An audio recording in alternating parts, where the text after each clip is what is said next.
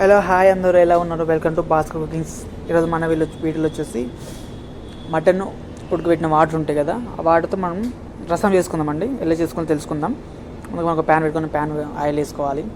వేసుకున్న తర్వాత కొన్ని గాలి ముక్కలు వేసుకుందాం. అదేవిధంగా గాలి ముక్కలు వేసుకున్న తర్వాత ముందుగా కట్ చేసి పెట్టుకున్న పచ్చిమిర్చి కొన్ని వేసుకుందాం.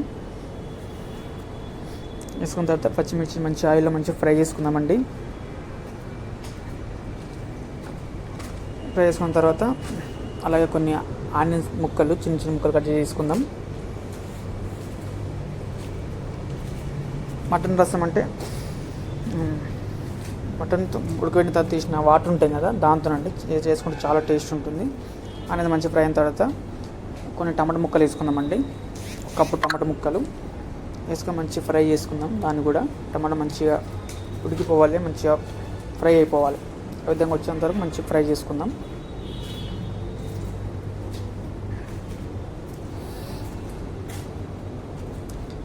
టమాటా ఫ్రై అయిన తర్వాత కరివేపాకు వేసుకుందామండి. కొంచెం కరివేపాకు వేసుకొని మంచిగా కలుపుకుందాం.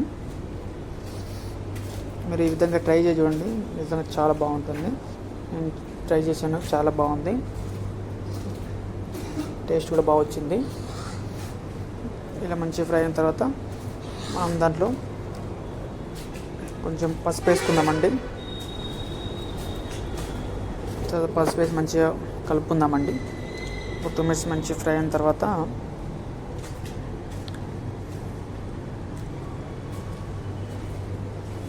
మంచిగా కలుపుకున్న తర్వాత మనం దాంట్లోకి ధనియాల పొడి కొంచెం వేసుకుందాం.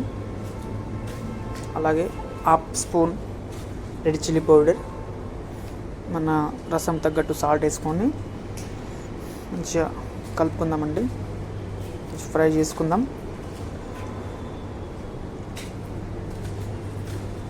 ఈ విధంగా మంచిగా ఫ్రై చేసుకున్న తర్వాత అంటే మటన్ మన ఇంట్లో తెచ్చుకున్నప్పుడు ముందుగా కొన్ని మటన్ ఉడకబెట్టుకుంటాం కదా, మటన్ ఉడికిన కొంచెం వాటర్ తీసేసుకోవాలి.